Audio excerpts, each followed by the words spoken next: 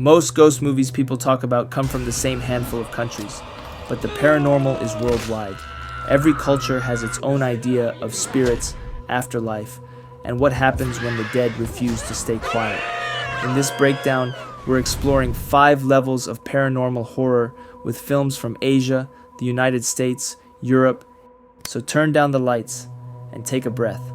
We start where the supernatural is softest, but the presence of the dead is already there. Level 1. Gentle ghost stories, emotional, atmospheric, not too scary. You see, some paranormal stories do not leap out with loud scares. They move quietly, following grief, memory, and love. And these first set of films show that supernatural cinema can stay soft and still stay with you. I Am a Ghost. Back in 2012, director H.P. Mendoza filmed this slow, intimate ghost story in a real home in San Francisco, using a tiny crew and a style that traps the audience inside the afterlife with the main character. Emily, the spirit haunting this house, doesn't understand she's dead. She wakes, cooks, dusts the furniture, repeats her day, and time never moves forward. The structure of the movie reflects classic paranormal folklore, spirits caught in residual loops, forever repeating their last routines. But here, the loop begins to crack. Shadows sit where no one should be. A mysterious stain grows on the floor. A voice tries to reach her, a medium conducting sessions from the living world, and those moments are the only connection Emily has to the truth. Mendoza intentionally keeps the film quiet for long stretches, using discomfort instead of jump scares. Every cycle adds new fragments of Emily's story, a memory she buried, a violent act no one accepted, and a reason this house still holds her tightly. By the time the haunting shifts from confusion into fear, the film reveals that Emily isn't the only one stuck here. The past didn't die cleanly, and whatever shares this home with her has been waiting for the moment she remembers. Level 2. Soft hauntings with creepy spirit energy. The Closet. After losing his wife, architect Sang-won moves to a new house with his young daughter Yina, hoping a change of scenery will help them both heal. This 2020 South Korean horror film from director Kim Kwang-bin follows their struggles as Yina grows more distant, spending hours alone in her room, fixated on the closet. She whispers to it, laughs at nothing, and one night she disappears completely. With no leads, Sang-won turns to Kyung-hoon, an exorcist who deals with cases that go beyond what police can handle. Ha Jung-woo brings this quiet intensity to the role. He has seen enough to know when something is genuinely wrong. After investigating the house, he discovers a pattern. Other children have vanished from this same property under identical circumstances. And the closet is actually a threshold to another place, a liminal space where a grieving spirit has been luring children for years. Korean folklore often explores how spirits with unresolved pain create these pockets between worlds, trapping those who are emotionally vulnerable. Kim Kwang-bin directs with restraint. There are no bombastic jump scares or gore. The dread comes from watching a father realize his daughter has been pulled into something he cannot reach with his hands or reason. The pacing is deliberate, building tension through atmosphere rather than spectacle. And what put this film in level 2 is how it layers supernatural horror with genuine grief. The Canal. This film came out in 2014 and was directed by Irish filmmaker Ivan Kavanagh. It follows David, a film archivist who starts to suspect his wife is having an affair. After she disappears, he discovers old crime footage that suggests their house was once the site of a brutal murder, and the spirit of the killer might still be there. A major part of the movie revolves around David's job. He screens reels of silent black and white film, and those scenes slowly create the link between the past and the haunting. The more he watches, the more the strange figures in the recordings bleed into his own reality. It becomes unclear whether he's seeing ghosts or losing control of his mind. There's also the child in danger angle. David tries to protect his son, but his behavior becomes so unstable that the line between victim and threat starts to blur. The film never shouts its scares. It uses old film textures, darkness, and quiet tension to build dread one small moment at a time. Critics often highlight how The Canal uses its limited budget smartly. Instead of heavy CGI, it relies on practical shadows and eerie archival visuals, proving that strong atmosphere and smart editing can be scarier than loud effects. It's one of those haunting stories that horror fans keep discovering years later, and it deserves more attention than it gets. Up until now, the spirits have been quiet, connected to families or personal grief, but the next 3 films come from places where ghosts are part of daily life, where rituals, legends, and the afterlife are taken very seriously. Level 3: Vengeful Spirits and Cursed Encounters. Whispering Corridors. Released in 1998 and helped kickstart a wave of Korean school-set ghost films.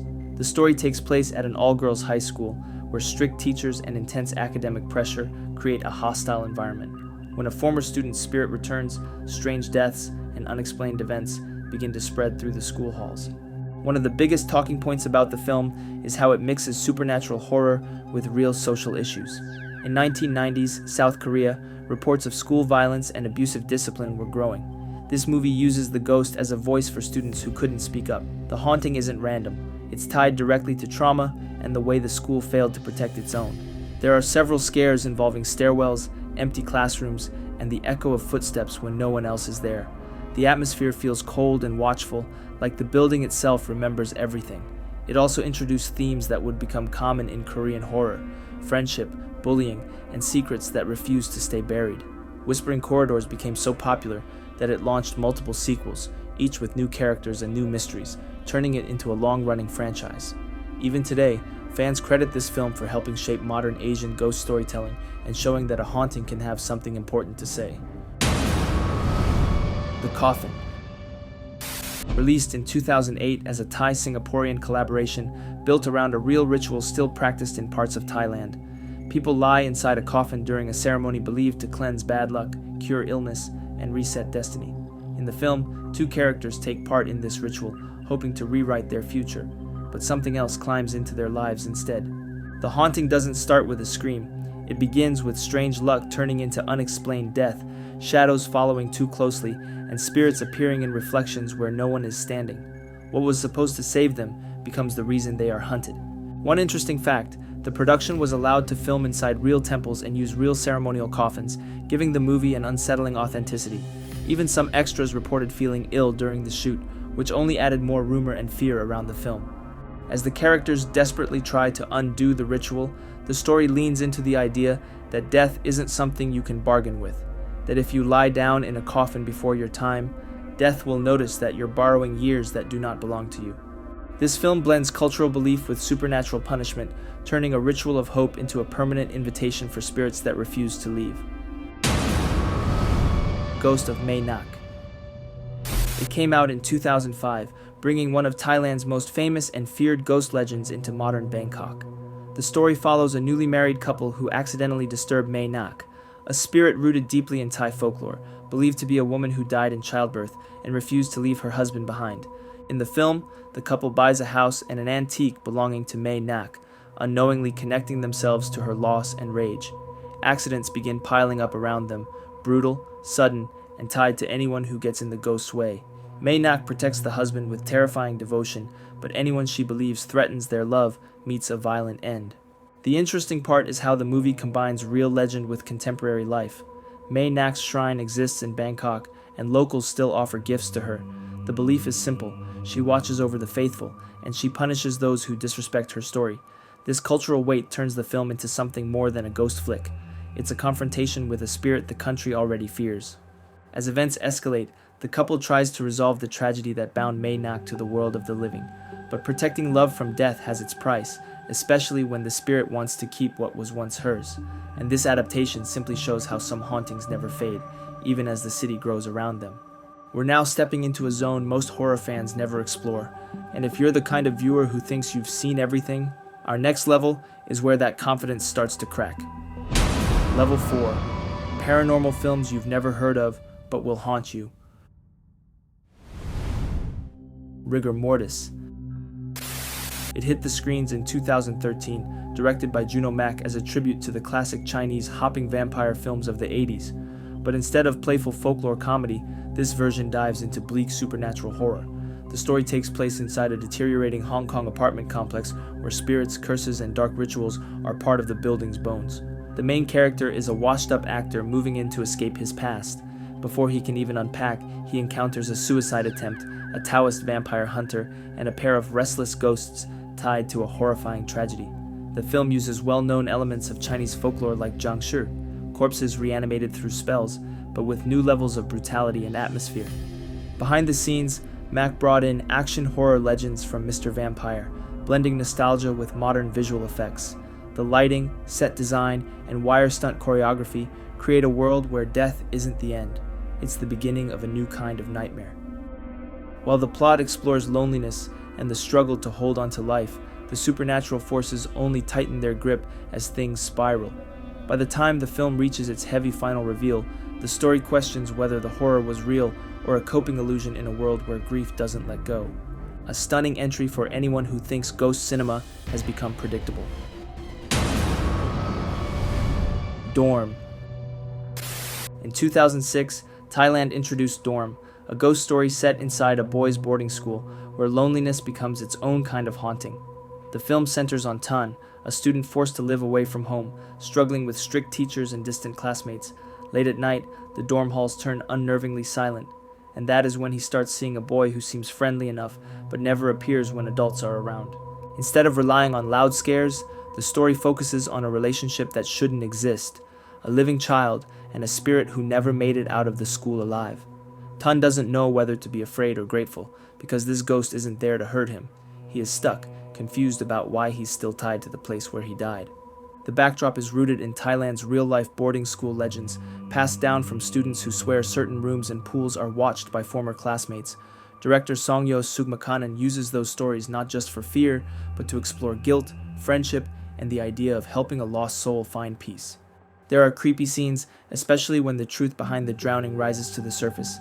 But Dorm is remembered as a ghost movie that leaves you moved, not just scared.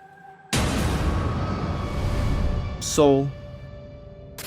2013 gave us Soul, a Korean possession thriller that doesn't jump straight into the supernatural.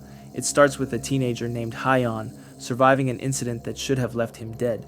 After that moment, everything about him shifts.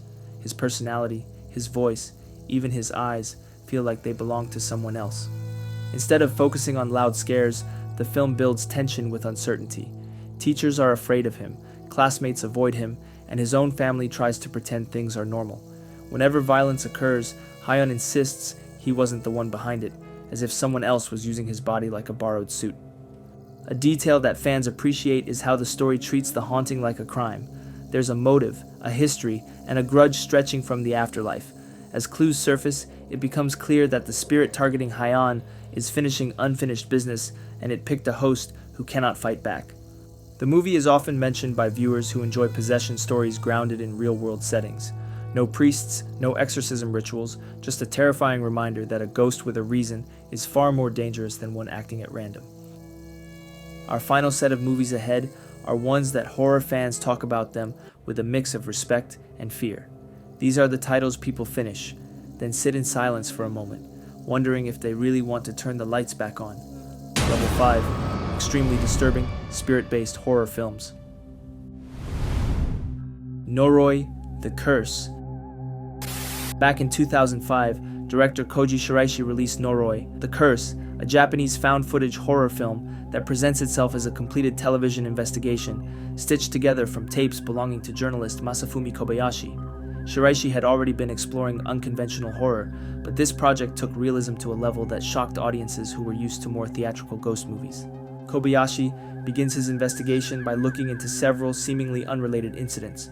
A young psychic girl named Kana, who suffers frightening visions, a frightened neighbor hearing deafening noises from an empty house, and a paranormal television medium whose behavior becomes increasingly unstable. As these cases build up, every clue points toward Kagutaba, a terrifying entity tied to fabricated folklore created exclusively for the film, yet treated with such seriousness that many viewers believe the legend is real.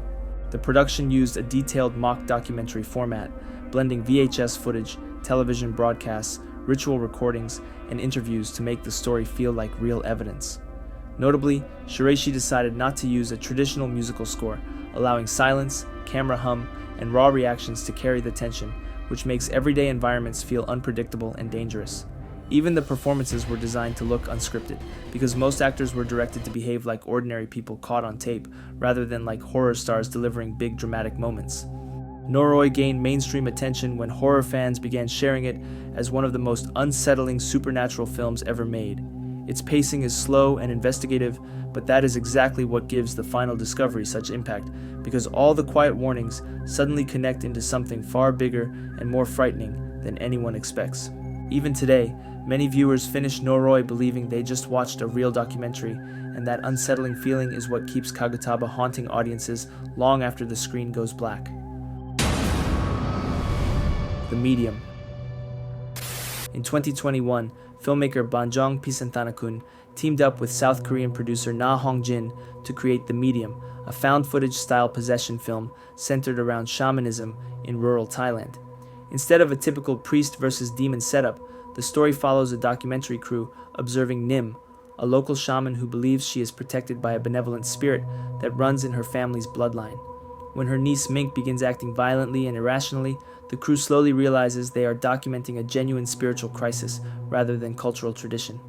A key part of the film's realism comes from its approach to Thai animism and ancestral beliefs, which treats spirits as part of everyday life instead of something hidden in the shadows. Many of the rituals shown are based on real practices, and several scenes were designed with input from cultural consultants to ensure accuracy. That authenticity creates immersion even before the horror elements escalate. One of the film's most notable aspects is its gradual shift. The first half feels like a documentary about faith and family tension, although there are early signs that something much darker is growing beneath the surface. By the final act, the camera becomes a witness rather than an observer, as possession turns into chaos, leaving the crew and the audience trapped inside a ritual that spirals out of control. At release, The Medium was praised for its commitment to grounding supernatural terror in real-world belief systems, because it presents spirits as an extension of culture and ancestry rather than as fantasy. For fans who enjoy horror that begins quietly and ends like a nightmare with no warning, this film became a must-watch example of spiritual horror pushed to its extreme. And that brings us to the end of this breakdown. Out of all these films, Noroi the Curse is the one to start with if you want a slow-burn mystery that becomes genuinely frightening the deeper it goes. But if you want something more chaotic and intense, The Medium delivers one of the wildest final acts in paranormal cinema. If you enjoyed the video, tap that like button, drop your favorite supernatural film in the comments, and don't forget to subscribe so you don't miss the next one. We'll be exploring even more hidden horror gems, and the next list goes places most audiences never dare to look.